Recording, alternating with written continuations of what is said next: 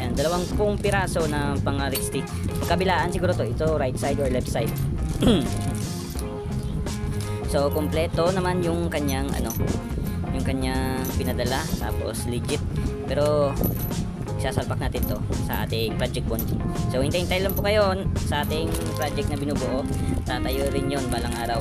So kapos pa talaga tayo sa budget, kaya hinay-hinay muna tuwing ngayong 2025 kasi maraming expenses yung paparating. So sa next video pala ay magre-review tayo ng isang amplifier, mga buddy. Usapang amplifier naman tayo sa mga mahilig mag-sound dyan, pambahay, indoor, outdoor. Ito, try natin to kasi umorder ako ng isang amplifier, mini amplifier, class D amplifier yata. Ayan. So i-review natin yon for the next video. Maraming salamat sa inyong panonood, and don't forget to like, share, and comment, and subscribe to my channel. Maraming salamat mga buddy, and bye-bye!